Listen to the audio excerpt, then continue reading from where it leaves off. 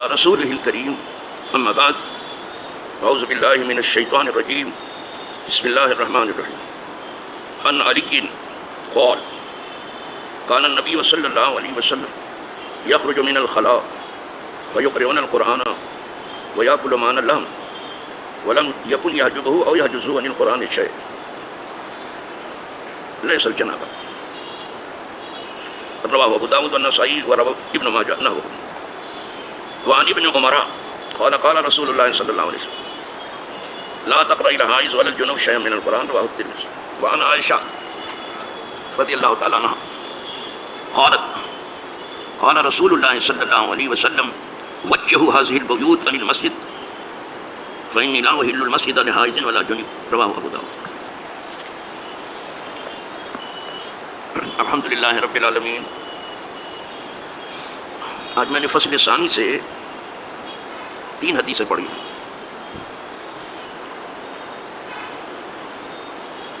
اور ان تینوں میں تقریباً وہ بات ہے جو آپ پہلی فصل میں نہیں سن سکے. اس لیے میں نے کہا تھا کہ لوگ صرف بخاری اور مسلم کی بات کرتے ہیں، انہیں حدیث پاک کی بالکل بھی سمجھ نہیں. اگر وہی تھی تو فصل اول ہی ہونی چاہیے، ثانی اور ثالث کی کیا ضرورت ہے؟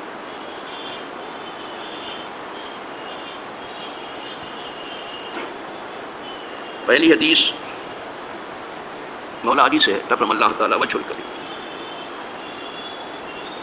فرماتے ہیں نبی کریم صلی اللہ علیہ وسلم برآمد ہوتے تھے خلا سے، یعنی بیت الخلا سے آپ طہارت کر کے فارغ ہوتے تھے.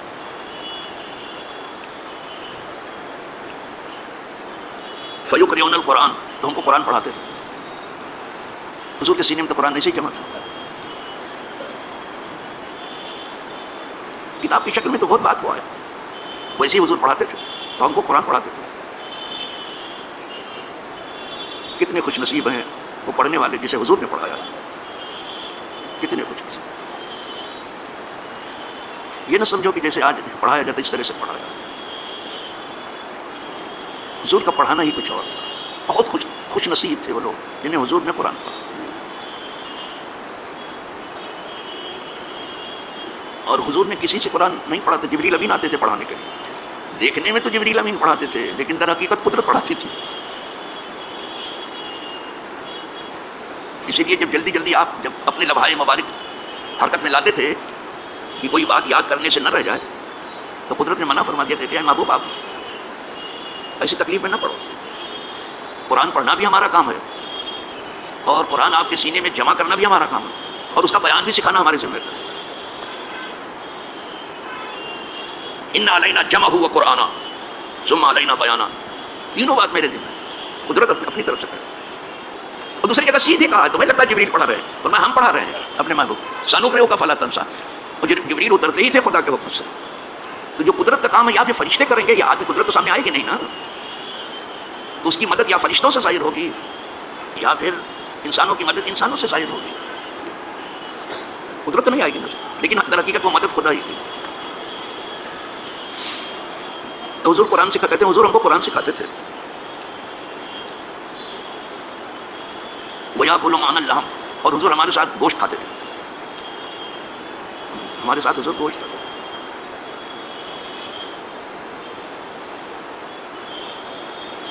پڑھاتے تھے اور کھانا بھی کھاتے تھے بیت الخلا سے نکل. یہ نہیں کہ اب کچھ نہیں، قرآن بھی پڑھاتے تھے اور کھانا بھی ہمارے ساتھ گوشت کھاتے تھے. وَلَمْ يَكُنْ يَحْجُبُهُ أَوْ يَحْجُزُهُ عَنِ الْقُرْآنِ شَيْءٌ، آپ کو قرآن سے کوئی چیز روکتی نہیں تھی. کوئی چیز قرآن سے نہیں روکتی، قرآن پڑھنے سے، قرآن پڑھانے سے کوئی چیز نہیں روکتی سوائے جنابت کی. ایسا جنابت کے سوا جب غسل جنابت کی ضرورت تھی تب پھر آپ نہیں کرتے تھے. اور آج بھی جنابت میں قرآن پڑھنا نہیں ہے، چھونا بھی نہیں ہے اس جب غسل کی ضرورت ہے. آئی بس یہی ایک چیز ہے جو حضور کو روکتی تھی، ورنہ حضور قرآن پڑھتے ہی رہتے تھے. آئی بس پڑھاتے ہی رہتے تھے، آئے ہی تھے پڑھانے کے لیے. یعلمہم الکتاب والحکمہ، آئے ہی تھے کتاب و حکمت پڑھانے کے لیے، سکھانے کے لیے. اس کو ابو داؤد نے بھی روایت کیا، نسائی نے بھی اور ابن ماجہ نے بھی. اسی کے مثل کچھ الفاظ کا فرق ہے، نہ وہ لفظ ہے، لفظوں کا کچھ ہیر پھیر ہے لیکن بات یہی ہے جو کہی. الفاظ کہیں بدل جاتے ہیں، بالکل وہی الفاظ ہوتے تو مثلہ کہتے ہیں، اور ملتی جلتی بات ہو تو نحوہ کہتے ہیں. سمجھ میں آیا؟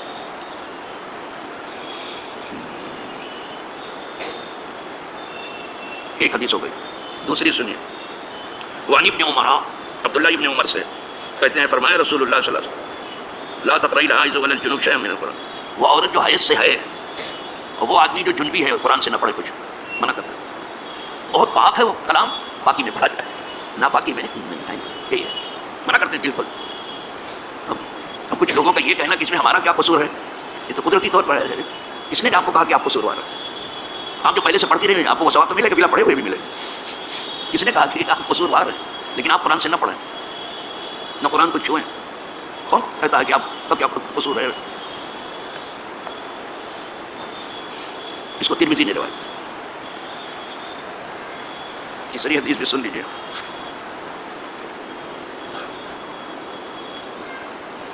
یہ حدیث ام المومنین عائشہ صدیقہ رضی اللہ عنہا فرماتی ہیں کہ ارشاد فرمایا رسول اللہ صلی اللہ علیہ وسلم وجہوا هذه البیوت عن المساجد، عن المسجد، ان گھروں کا رخ پھیر دو مسجد سے. کوئی گھر جو ہے وہ مسجد کے اندر مت کھلے. پہلے بالکل مسجد سے ملے ہوئے گھر تھے تو کہا ان کا رخ موڑ دو. اس طرح گھر نہ ہو کہ کھلے تو مسجد میں پہنچ جائے، اس لیے کہ گھر میں کبھی پاکی آتی ہے کبھی ناپاکی، اور یہ مسجد پاک ہے، پاکوں کے لیے. کیا کہنا ہے اس مسجد؟ اس امت کی آج سب سے بڑی ذمہ داری یہ ہے کہ مسجد سے وہ پہلا تعلق جو پہلے اس کا تھا وہ جوڑے، اور عذر کے سوا کبھی بھی مسجد کو نہ چھوڑے. جب عذر صحیح ہو شرعی ہو تب رک سکتے ہیں، نہیں تو مسجد کو کوئی چھوڑ سکتا ہے؟ ہر حال میں مسجد میں آنا. ہاں یہ آپ کو اجازت ہے کہ فرض پڑھ کر کے آپ جائیں، نفل اپنے گھر میں پڑھ لیں، یہ فرائض کے لیے. لیکن یہاں آنا ہی ہے تو حضور نے حکم دیا کہ لوگ اپنے گھروں کا رخ جو ہے پھیر لیں مسجد سے. دیکھ رہے ہیں نا مسجد آگے فرمایا فَإِنِّي لَا أُحِلُّ الْمَسْجِدَ لِحَائِضٍ وَلَا جُنُبٍ، اس لیے کہ میں حلال نہیں ٹھہراتا حائض کے لیے اور جنبی کے لیے کہ وہ مسجد سے گزرے. امام اعظم ابو حنیفہ رحمۃ اللہ علیہ ٹھیک ہی کہتے ہیں، یا بالکل ظاہر کو لے لیا امام ابو حنیفہ. ناپاک آدمی کو مسجد میں آنے کی ضرورت نہیں ہے، اور حائضہ عورت کو بھی مسجد میں آنے کی ضرورت نہیں ہے. کسی کے طواف وغیرہ نہیں کر پاتی نا کھانے کا بکا. طواف جو ہے نمازی کی طرح سے ہے، طواف البیت کا سلام، گھر کا طواف کھانے کا وہ نماز کی طرح سے ہے. فرمایا کہ میں اس مسجد کو حلال نہیں کرتا حائضہ کے لیے اور جنبی کے لیے، اسے غسل کی ضرورت. امام ابو حنیفہ. امام شافعی رحمۃ اللہ نے ایک فرمان دیا ہے کہ اگر ضرورتاً کوئی گزرتا ہے تو گزر جائے جلدی سے، ٹھہرنے کی ضرورت نہیں ہے. اور یہ امام مالک بھی کہتے ہیں کبھی کبھی ایسی ضرورت پڑ جاتی ہے کہ مسجد سے صرف گزرنا ہی ہے، بس ٹھہرنا نہیں ہے، تو کہا ایسا ہے تو گزر جائے. امام مالک بھی یہی کہتے ہیں کہ گزر جائے، ٹھہرے نہیں. امام احمد بن حنبل سے جو روایت آئی اس میں یہ ہے کہ اگر ضرورت ہو تو تھوڑا ٹھہر بھی جائے. لیکن ہمارے امام نے کہا، امام اعظم حنیفہ بالکل ڈر گئے، انہیں جائے ہی نہیں. اور جیسے اعتکاف وغیرہ میں غسل کی ضرورت پیش آ گئی، جلدی سے تیمم کر کے اپنے نکل جائے غسل کر. تھوڑا اسی جگہ پر تیمم کرے، ہاتھ مارے، اس لیے کہ وہاں اوپر مسجد میں کہاں پانی ملے گا اس کو بچارے کو، تیمم کر کے یعنی اس ناپاکی کو کم کرے، کم کر کے پھر کوئی ضرور نہیں کہ فوراً اٹھ کے بھاگے، ایسی کوئی آفت نہیں آئی ہے، لیکن نکل جائے وہ. یہ گھر بہت پاک ہے جسے مسجد کہتے ہیں، اور وہ جو دنیا میں سب سے زیادہ پاک ہیں، جن کی پاکی کی قسم کھائی جاتی ہے، انبیاء علیہ السلام، ان کو حکم ہوا کہ اس گھر کو صاف ستھرا رکھو. جیسے کوڑا کرکٹ سے ہی نہیں صاف کرتے تھے وہ انبیاء، جب صاف کرتے تھے کوڑا کرکٹ سے نہیں، بتوں وغیرہ سے بھی صاف کرتے تھے. آدمی تو کیا ہے کہ اس نے جو ہے اس گھر میں بھی، اس گھر کے اندر بھی جو سب سے پہلا گھر ہے خدا، اس گھر میں بھی کچھ ایسی جو ہے صورتیں اور ایسی مورتیں رکھتی ہیں کہ پہلے تو یہ تھا کہ ان کو دیکھ کے عبادت زیادہ کریں گے، بعد میں انہیں کی عبادت کرنے لگے. تو یہاں حضور نے تیسری حدیث میں فرمایا کہ اپنے گھروں کے رخ پھیر دو مسجد سے.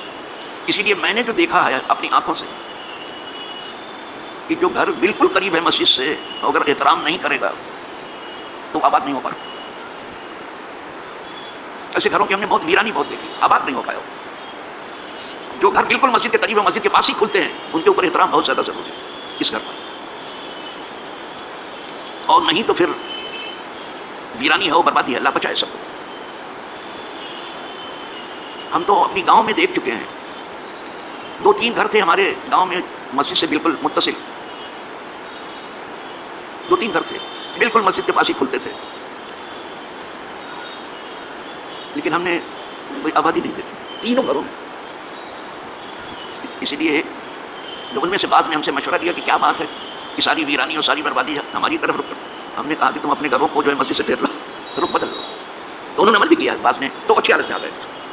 یہ گھر بہت ادب چاہتا ہے، اللہ ہمیں اپنے گھر کا ادب سکھائے۔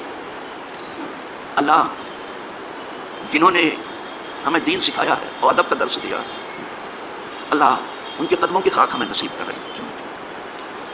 اللہ وہ دن پلائے اس جیتے جیے ہم اللہ والوں کے قدموں کو پا جائیں اور کچھ دن ان قدموں میں گزار دیں، اور مرنے کے بعد یہ اللہ پاک ہمیں ایسی توفیق دے کہ اللہ والوں کے قدموں میں دفن تو ہونا، اور وہ دن جب حساب کتاب ہوگا تو خدا کرے انہی کے قدموں میں ہم تمام حشر و نشر و وآخر دعوانا الحمدللہ رب